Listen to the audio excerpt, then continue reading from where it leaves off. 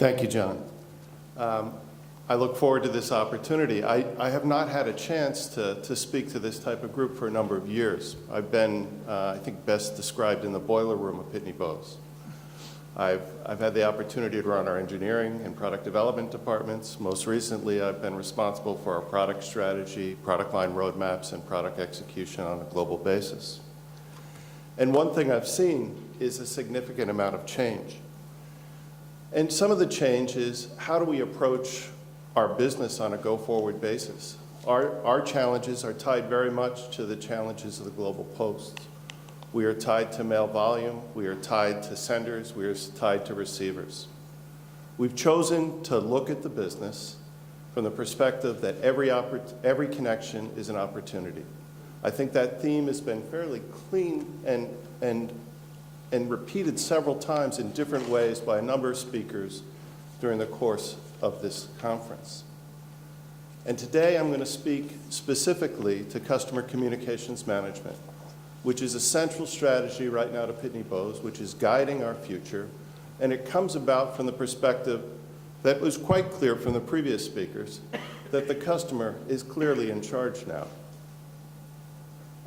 Over the past 100+ years, the Post has driven innovation. And they have driven innovation in terms of the way the channel works, in terms of the way the consumer is reached. They've driven innovation that includes categories, that includes different specializations, that include production and efficiency. But the innovation has been very sender-driven, driven around the mailer or the sender part of the equation. The world is driving, and it's very clear, to the customer driving communications, requiring reaching them in a personalized way, using data, some sort of method. All the changes that we've spoken about around the digital world, around customer choices, around personal technologies, lead to a challenge of how do you reach your customer, how do you reach them the way you want to reach them. And clearly, there are some digital methods to do that, but there are better and more innovative ways to reach your customer with a targeted message. One of those ways is color. And we have looked as a company to integrate color and partner with different players to make sure that mail has appropriate use of color, formatting, design, to be able to have call to actions, to be able to make invoicing and transactions more effective for the mailer, to be able to not just leverage the cash flow associated with the transaction mail or billing and statement process, but to be able to augment it with the trans-promo type messages and to add targeted messages and information and have them pop and be useful and recognized. Moving from compliant bills that are on time with the right information to bills and invoices that actually drive business results, both from efficiencies, cash flow, as well as the leverage of communications. So one of the good news is around this is that we've all felt the pain of the changes in the global economy. But the good news is spending is up, and spending is continuing to go up, particularly in marketing. And in the area of marketing, I think there are two messages, and I'm not going to drill through the detail of this, but there are two messages. One is direct marketing is a trend up, and the other is that digital-driven marketing is another trend up, both of which I think bode well for the customer and keeping the customer in charge, but create a challenge for business of how do you reach your customers. I think the term used yesterday was, I need to help my customer's customer. I need to provide, as a business-to-business organization, we need to allow other businesses to prosper and reach their customers better. And so this really comes down to some basic customer communications marketing principles, which are not lost on this group, but the customer is the boss. There's no more mass market. It's very much a narrow casting in terms of being able to know and target your customer with the right message at the right time. And not just target with a message, but create an ongoing dialogue. Discussions that have happened through the course of the 2 days make it clear to me that relationship marketing and an ongoing two-way dialogue with customers is critical to business success. This leads to a discussion of a demand-side revolution as opposed to a supply revolution. Supply revolutions maybe are noted by innovation and efficiencies, or innovations in scope and capabilities. Demand-side revolution really drives to how do you, I think we know that our customers are changing. We think we know that they're highly empowered. We think we understand some idea of the complexity and the direction. I think that's been very clear, but how do you manage that as a business? How do you respond to those changes? How do you not do them in a point solution? I think I heard some of the strategy discussions yesterday morning and the discussion around creating a platform and a consistent platform. I'm going to speak to a general framework for businesses about how do you manage customer communications management in light of a demand-side revolution. And I'll speak to, first, customer intelligence, leading to production intelligence, and then channel intelligence. So this looks similar to a lot of the flows that I've seen over the last 2 days. We've broken it down and think about it this way. It's just our framework to be able to communicate better and to be able to build a strategy for our business and for our customers and allowing our customers to reach their customers. With the theme being the right message at the right time with the recipient's preferred channel to enhance that customer relationship with the brand. In a nutshell, after a lot of corporate and customer visits and we've been led to this strategy by our customers.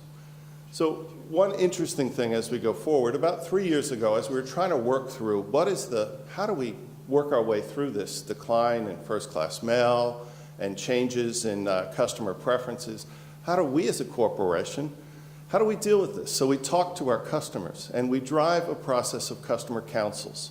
And our largest customers speak to us in a customer council. There's 15 members. And 3 years ago in that customer council, the challenges that 14 of the 15 of our largest customers had was managing cost and managing effectiveness and return and metrics to their chief executive. And they were looking to what is your digital plan? What is your cost per transaction plan? How do you tie metrics together? And interestingly, and fortunately, they were looking to us as an integrator to provide solutions that can help them work through that. Our view of customer communications management is really in response to those needs. And I'll speak to it a little bit more detail now. So from a point of view of customer intelligence is obviously without the planning and the insight, targeting a message is really quite difficult. And the act of customer intelligence includes both data quality and integration of your existing data in your organization, both strategy and analysis, location intelligence, and and applying that intelligence together in a reasonable design and document composition. We've looked to customer intelligence to be able to determine what is the right message, how do we get it to the right person, how is it customized, and how do we deal with the consumer's preferences and insight? Because preferences and insights, I think were referenced in the last 3 presentations very clearly, are demanded by the customer and they are empowered by technology. But just because they demand it, they're empowered, how do you respond to it? Because the end technology, whether it's a letter or a parcel or a digital message, is going to change in form and substance as innovation in the marketplace changes. What is the framework and what are the platforms that you need to be successful? And we believe the first platform is a focus on customer intelligence. The second part of the practice that we speak to is production intelligence. And a little bit of pitch for my friends at Hewlett-Packard in the audience, but we've worked together we've worked together to identify how do you target messages? How do you take color and make it available to the end user so that they can make decisions of popping a message, of putting trans promo, of getting the right message at the right time on the outside of the envelope, in the message. And we've taken this from a perspective, so that's some of the way we've implemented it with our products. And I know that this presentation is not about that. But the message and our general methodology is organizations need to focus distinctively on the production of their output management. This is more of the boiler room of the customer communications management process. Our Volley product was we needed to have a position on how do we address the digital mail process. What does it mean? How does it fit together? And our view on digital mail was very much about our customers and our customers' needs. It was not about building a technology. It was not about creating a competitive channel. It was about our customers were looking to multi-channel communications. I've heard 2 or 3 quotes in the course of the 2 days that the best way to reach customers and get the best results has been clearly documented in a number of studies talking to a multi-channel approach is the way to do it. It's not all about digital. It's not all about physical. It's about a multi-channel approach to building a 2-way relationship with the customer. When we looked in the market and we looked at the approaches and methodologies that we took forward, we said to create a real preference-based customer engine, we needed to design it and we needed to create it. And as a result, we created, against our existing framework, which allowed mailers to work with a secure gateway and work with print and mail production, we extended that model to create a digital mail solution that was driven by customer preference. And our view is fairly simple. We know we are not consumer experts. We are growing our company to become more consumer aware. We've created Volley as a division. We are staffing it with some of our best minds, but more importantly, bringing in minds from outside of our business that understand the consumer and consumer marketing and consumer preference better. And our design, I think, holds up as a good design. But our design, we announced very clearly, first week of January, to some criticism, some applaud, but clearly, from our perspective, a strategic necessity and imperative for our company to move forward, to have a clear vision and to stake where we're coming from. We will enter the marketplace in the second half of this year. We are in the process right now of working with early beta customers and internally in the system. And we believe that we need to create a lifestyle opportunity for consumers. And that lifestyle opportunity means to make your life simpler, to allow you to be able to deal with your personal finances, and to allow you to be able to deal with shopping as you need to and your preferences are driven on the platform with the information and the easy use that makes sense. So we've been taken on this journey really by our largest customers.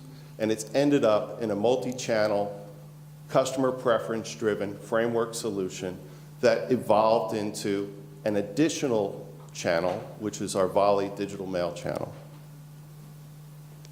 So this demand-side customer revolution, it definitely requires rethinking about customer behaviors, and it requires implementing not just point solutions or frameworks around payment, but a real framework, platform approach that a corporation takes that rethinks its communications and systems, not just the tools, but the methods and how they approach it, how they measure it, and what the metrics are of success.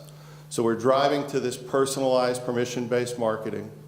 It's a recipient pull-through connections. There are multiple connections in order to be successful. It's about a 2-way communication and relationships with customers. And the emphasis is on the richness of the exchange. The postal strategies clearly are based on differentiation, value add, and integration. Our strategies are based on the same. Our strategies begin with our largest customers, the mailers, but they lead us to a path of what are the multi-channel access to market that we need to provide, and what are the tools we need to have a meaningful relationship with our customers. Thank you very much.